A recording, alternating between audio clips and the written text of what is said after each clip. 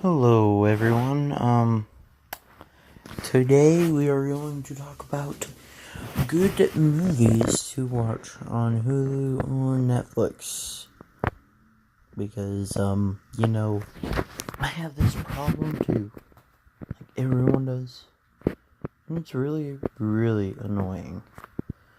So first we're going to start with Hulu.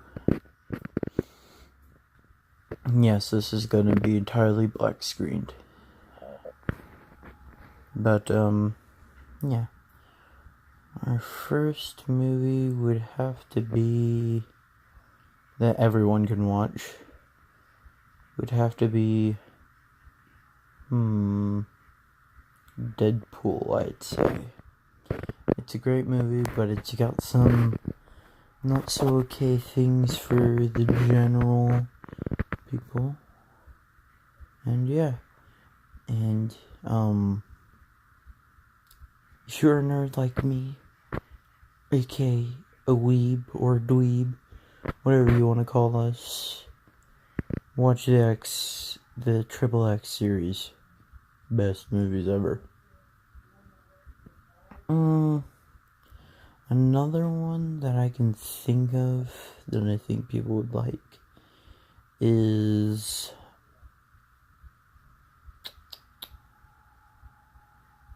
let's see here.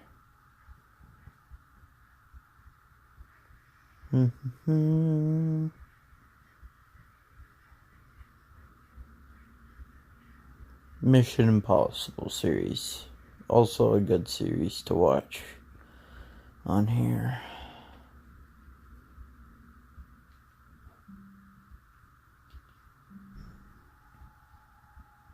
Next, we're going to move to genres, more specifically anime.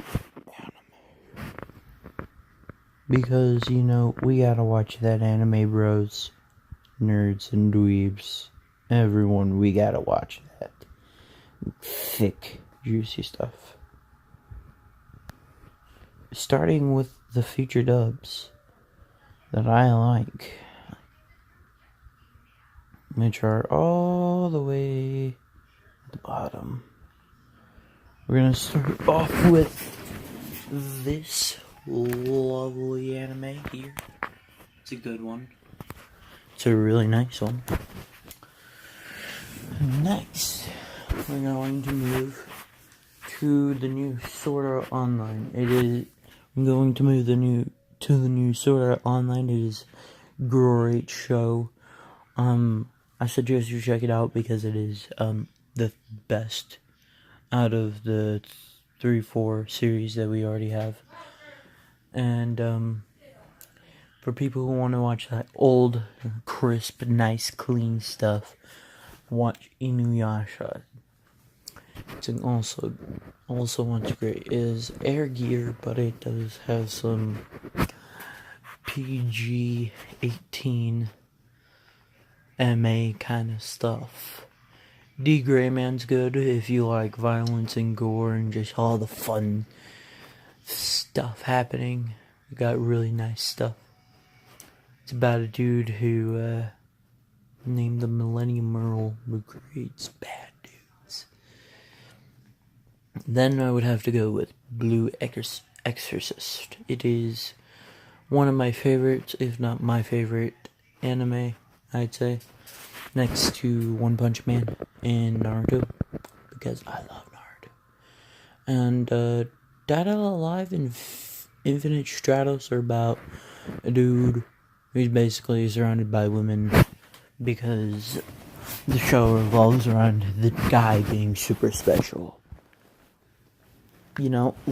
Seriously, I like those kinds because it's hilarious to see what happens.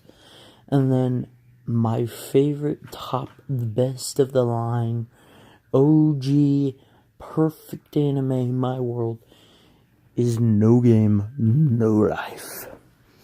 It is one of the best ones I've ever seen, one of the best ones that's had the best storyline, funniest shenanigans ever. It's about this anime is strictly about two siblings who literally cannot be away from each other for more than a second, if that, and they take over a kingdom, travel the world, do all shenanigan things. It's really cool. Gate's also really nice. It's about people who find a gate to another world. It's really nice. There's a whole bunch of shenanigans there too. Psychopaths is not for the faint of heart, though. It is an anime based around the idea that there is a system in place, which is based off a bunch of people's minds, a bunch of, like, geniuses. And anyways, it's about they have guns, the main character and the other characters have guns. They read psychopaths, which are basically your mentality and your shenanigans level. So, like, if I were super crazy, it would read that I'm super crazy. If I was crazy about killing people, it would read that I'm crazy about killing people. And instead of going to paralyzing mode, which most people have paralyzing mode on, but if I'm like the psycho killer person, then it goes from net 0 to 100 real fast, because it goes from paralyzing to insta-killing. And yes, there is a lot of blood and gore in it.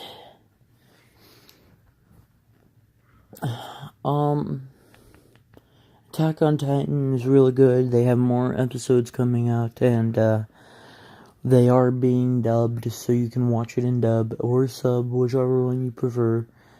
And I suggest this to most people because a lot of people like it, and a lot of people are like went crazy over it because it's got a really good shenanigans storyline, and I use shenanigans a lot because it's what it is. It's a bunch of people running around with swords, cutting off giants' necks.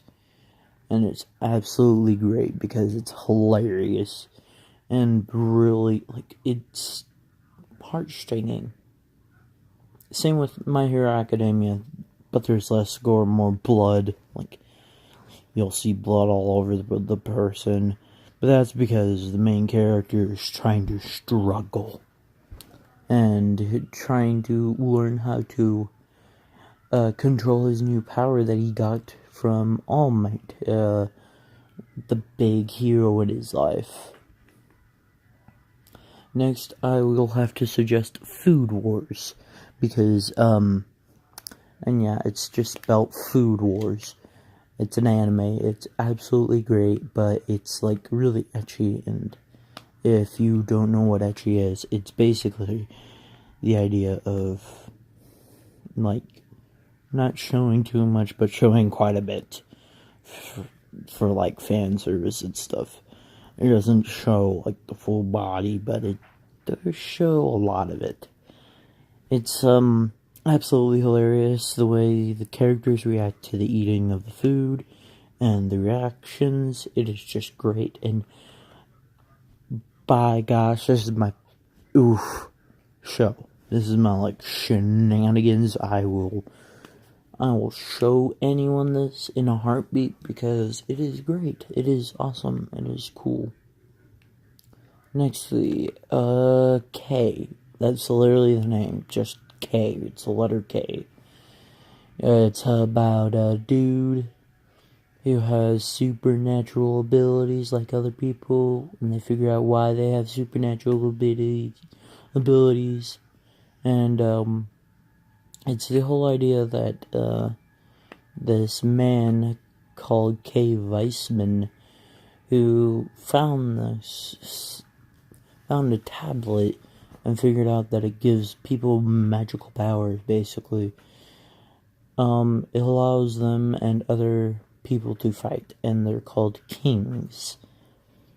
Each king has subordinates, like any other, but, these subordinates have powers of their own that aren't as strong but are pretty strong. Next is Hunter x Hunter, or Hunter x Hunter, whichever one you want to call it. It's great for people who want to see a little dude beat the living boatload out of everything. Like, I mean, it starts off all sweet and wholesome, and it quickly escalates into a tiny dude who's really nice, who has a ridiculous amount of power. And it's awesome. Next is Darling in the Franxx. It is, again, this one is not for the faint of heart. It has a lot of heartstringing, like, it's, like, very detailed, and it's, like, detailed as in, like, the story is. And, it goes on for a while, and it's amazing. Anyone who likes stories will understand what I mean once they watch it. Sword Art Online here, let me check this real quick. It's Sword Art Online Alternative Gun Gale Online. It is basically an anime about the Gun Gale part. Basically, it's a show from the show. It's from SAO the season 2, I think, or 3, where they have him going to a new game called GGO, or Gun Gale Online. And it's a pretty cool show. It's interesting, and it's got a badass pink girl.